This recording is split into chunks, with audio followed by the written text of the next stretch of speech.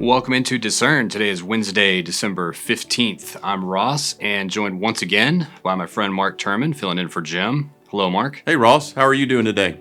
I'm doing very well. Today we're going to talk about unions. So, this may be a topic that some people know a lot about, and then some people like me know actually very little. And so I want to get into the story that's related to Starbucks, and then I just want to dialogue a little bit about unions and why they exist and why this is this big story, and kind of talk about the employee-employer responsibilities. So I think that's where we're going to focus today, starting from the story in CNBC. After a months-long battle, Starbucks workers in Buffalo, New York supported efforts to unionize at least one local cafe. The result marks the first successful attempt at unionizing the coffee giant's U.S. company-owned locations since it went public nearly 3 decades ago, and could send ripples through the restaurant industry. Workers at the Elmwood Avenue location voted 19-8 in favor of unionizing under Workers United New York, a branch of the Service Employees International Union. So the headlines here are really centered around the restaurant industry does not typically have unions. And so the article noted that Starbucks stock price has taken a hit today. In light of this news, you're going to have a lot of others in the restaurant space looking to this change. I think let's just start, Mark, with what's your understanding of unions? What's their purpose? What's their function? Yeah, the first thing we ought to be concerned about, I guess, is our coffee about to become more expensive?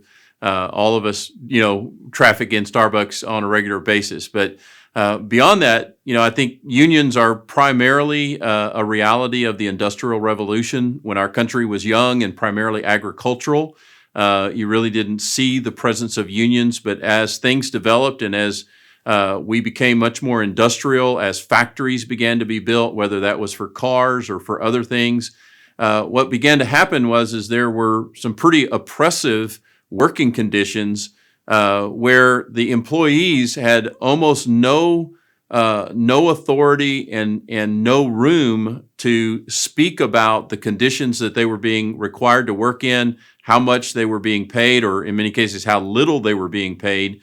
So really that the essence of unions, I think, is the idea that there is power in numbers, that if I'm standing up to a large company trying to relate to my boss as an individual, I may not have very much confidence or very much strength.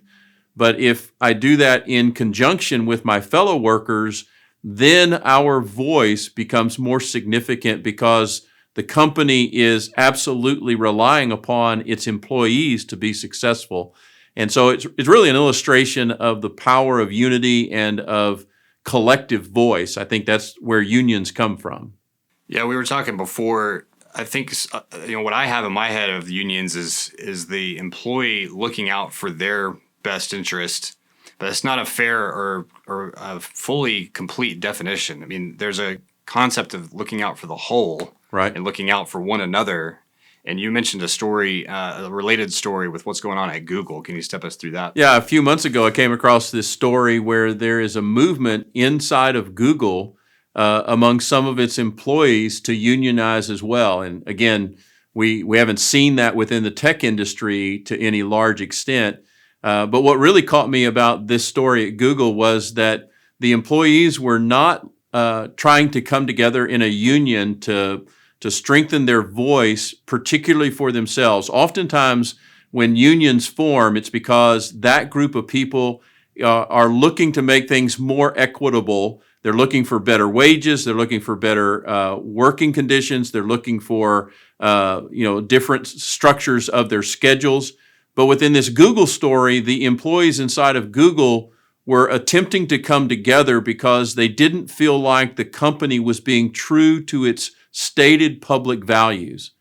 These employees that were mounting this movement were making plenty of money.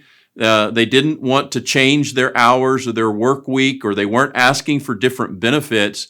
They were just concerned that Google was not living up to its promises that they understood when they joined the company.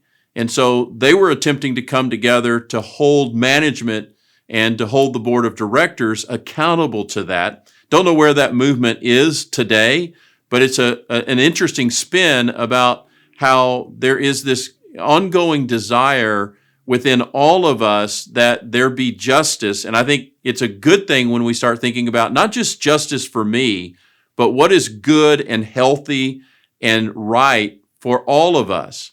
And I think that's a thing that God has put into the soul of all of us in the best sense, something that Christ builds in us, not just, as the Bible says, to look out for our own interests, but also to look out for the interests of others.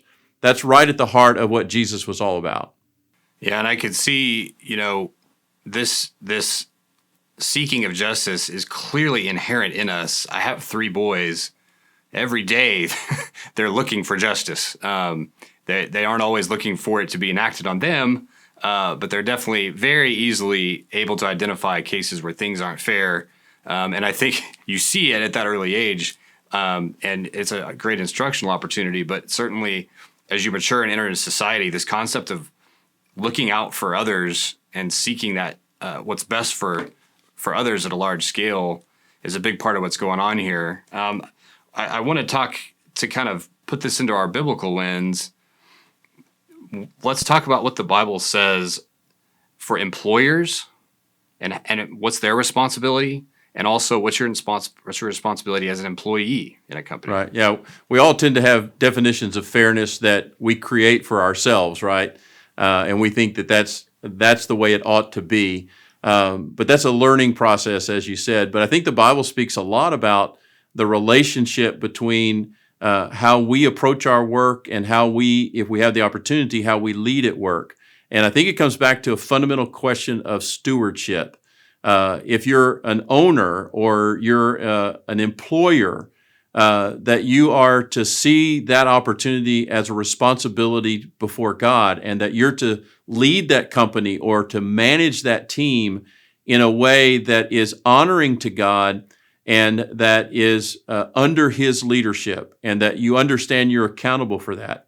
And conversely, but similar, if you're an employee, you're supposed to look not only to what the company and what your boss is asking of you, but you're to see your job, no matter what it is. You're supposed to see your job as an act of stewardship. And so you kind of look beyond your boss and beyond your company to say, it doesn't matter if they're watching me or not. I'm going to do my job, as the Bible says, unto the Lord. I'm going to do it in a way that would honor Him, even if I'm not always fairly treated the way I think I should be treated. I'm still going to do this as an act of worship unto God, because that's what the Christian life is.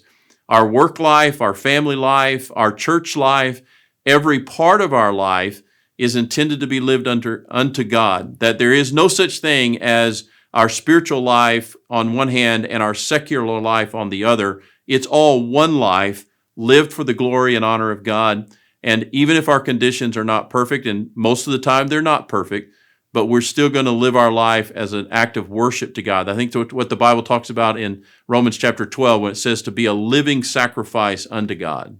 Yeah, I like the reminder. And we've talked about on earlier episodes of Discern this concept of being excellent in whatever you do. So I think about being an employer, you should do that to the fullest, and you should worship through that. That's a way to show your very best and to lead out and to show Christ as an employer. You can do that in a lot of ways. And then as an employee, whatever your profession, do it with excellence. I just think about, Jesus growing up in a carpenter's home. There's no doubt that they had a great attention to detail and excellence in their craft. And that's part of being an employee. And there's always going to be things that aren't perfect about any situation in any job. But the calling is to be a light for Christ through the work. And we talk a lot about, work is a form of worship. And I think that's a good place for us to land today, is just a reminder that whether you're an employer or an employee, that's an opportunity to give worth to God. That's what worship is to give Him up of yourself and to elevate Him. And that's work is a way to do that. Right. Totally agree. Okay, I think that's a great place to wrap. Mark, thanks for your thoughts on that. As always, we will be back with you tomorrow for more right here on Discern.